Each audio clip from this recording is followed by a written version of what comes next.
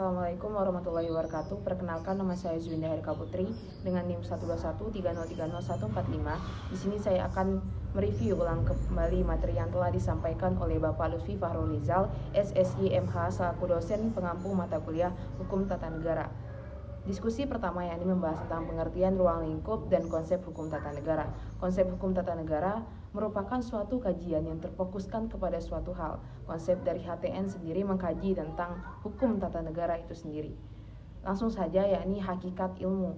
Tidak semua ilmu disebut juga dengan pengetahuan, sedangkan pengetahuan disebut juga dengan ilmu. Pada masa Yunani kuno, banyak melahirkan filsuf-filsuf yang terkenal dan sampai saat ini pemikirannya sering digunakan di dalam semua permasalahan di bidang keilmuan dalam sejarah. Yunani yakni dari tahun 600 sebelum Masehi sampai 200 SM kental dengan adanya kepercayaan mitologi atau mitos dari kepercayaan itu. Masyarakat tahu bahwasanya tidak semua bisa dibuktikan dengan kebenaran.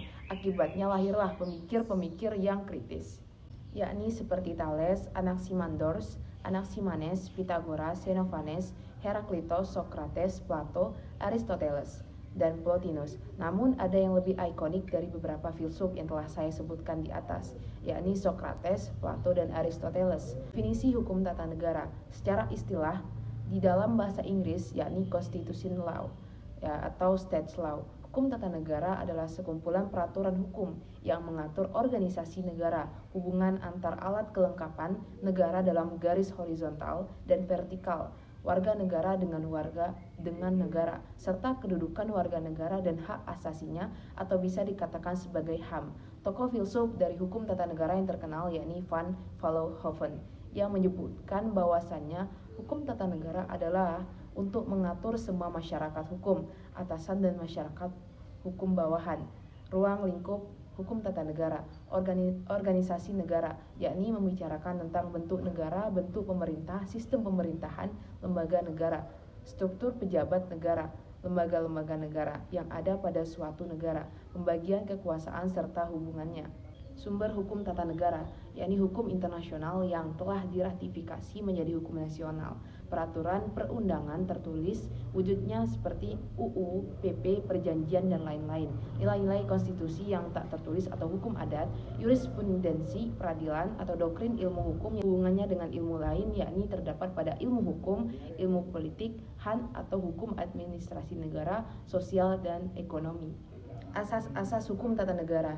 Secara umum, asas dapat diartikan sebagai sebuah karakter, prinsip, atau ciri khas yang menjadi objek dalam hukum tata negara itu sendiri. Sebelumnya kita bahas dahulu mengenai bentuk-bentuk negara hukum, yaitu terbagi menjadi dua, yakni secara formal dan secara material. Asas negara kesatuan merupakan suatu bentuk di mana negara mengatur daerah berada di tangan pusat. Desentralisasi merupakan salah satu asas pemencaran kewenangan. Pada negara kesatuan, desentralisasi melahirkan daerah otonom. Kewenangan yang diberikan kepada daerah menjadi isi otonom daerah. Dekonsentrasi adalah urusan pemerintahan dengan pelimpahan kewenangan dari pusat kepada daerah yang disertai dengan pendanaan serta sumber daya manusia lainnya. Bentuk-bentuk negara. Yang pertama yakni formil, individualisme. Negara memberikan kemerdekaan kepada warga negaranya, yakni untuk menjalankan kehidupan dalam bernegara. Negara di sini adalah sebagai penengah antara negara yang satu dan yang lain ketika dibutuhkan perannya. Monopoli, negara berperan untuk mendominasi pengaturan secara detail. Maupun material, yakni kolektif, yang bersifat konsensus dengan adanya kerjasama antara warga negara dengan pemerintahan negara untuk tujuan bersama.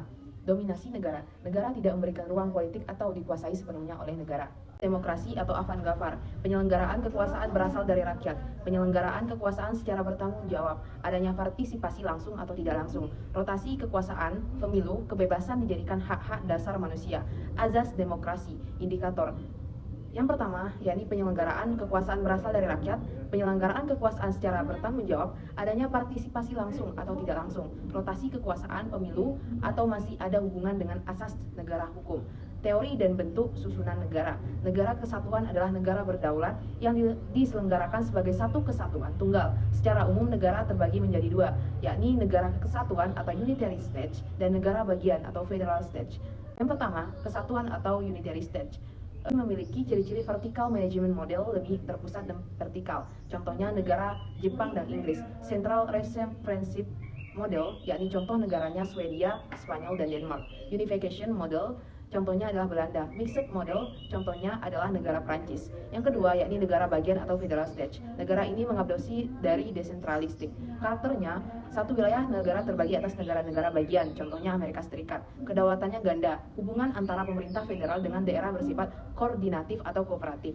Bentuk pemerintahan menurut Aristoteles yakni ada 4. Yang pertama, autokrasi. Bentuk pemerintahan autokrasi dianggap sangat ideal, tetapi memiliki kendala yang sangat besar di dalam pemerintahannya dan mempunyai peran penting dalam suatu negara. Yang kedua, yakni oligarki, adalah bentuk pemerintahan yang kekuasaan politiknya secara efektif dipegang oleh kelompok elit dari masyarakat. Hal itu dibedakan dari kekayaan keluarga atau militer. Yang ketiga, yakni monarki. Bentuk pemerintahan yang dijalankan oleh seorang raja atau kaisar, sifat dari autokrasi hampir mirip dengan monarki. Namun dia dipimpin oleh seseorang yang tunggal, sedangkan monarki diturunkan dengan kekeluargaan dalam sistem monarki sendiri.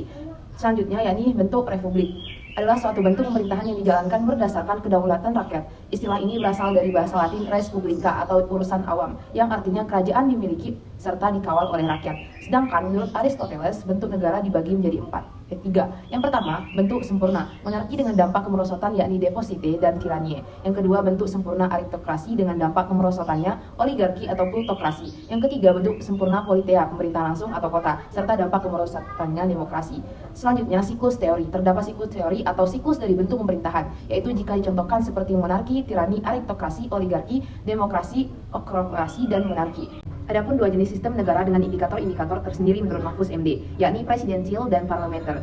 Diskusi selanjutnya ini membahas tentang negara autokrasi dan demokrasi modern. Autokrasi modern adalah bentuk pemerintahan yang dimana kekuasaan politiknya dipegang oleh satu orang. Auto berarti sendiri, sedangkan kratos atau kratian berarti kekuasaan. Negara yang menggunakan sistem pemerintahan autokrasi ini, yang pertama, fasisme di Italia, Nazi dan komunisme Uni Soviet. Yang kedua, demokrasi modern, atau bisa dikatakan kebalikannya daripada autokrasi modern, menganut sistem multipartai sehingga memberikan keleluasaan kepada masyarakat di dalam penyelenggaraan negaranya. Salah satu negara yang menganut sistem ini yakni Indonesia. Diskusi selanjutnya yakni membahas tentang teori pembagian kekuasaan dan lembaga-lembaga pemerintahan. Pelaksanaan pembatasan kekuasaan yakni bertujuan adanya pembatasan kekuasaan untuk menghalau penyalahgunaan kekuasaan. Menurut Maurice Duverger, pelaksanaan pembatasan kekuasaan bertujuan untuk membatasi hal-hal yang tidak diinginkan dengan 3 cara, yakni yang pertama secara langsung, pemilihan para penguasaan, pembagian kekuasaan didistribusikan, kontrol jurisdiksiosis harus dilakukan pengawasan yang lebih ketat. Yang kedua, yakni menambah atau memperkuat kekuasaan pihak yang diperintah. Example, ketika terjadi keadaan di mana terjadinya pemberontakan dari masyarakat untuk menggulingkan pemerintahan, yakni kudeta, maka pemerintahan harus memperkuat kekuasaannya dengan maksud agar tidak terjadi hal-hal yang tidak diinginkan.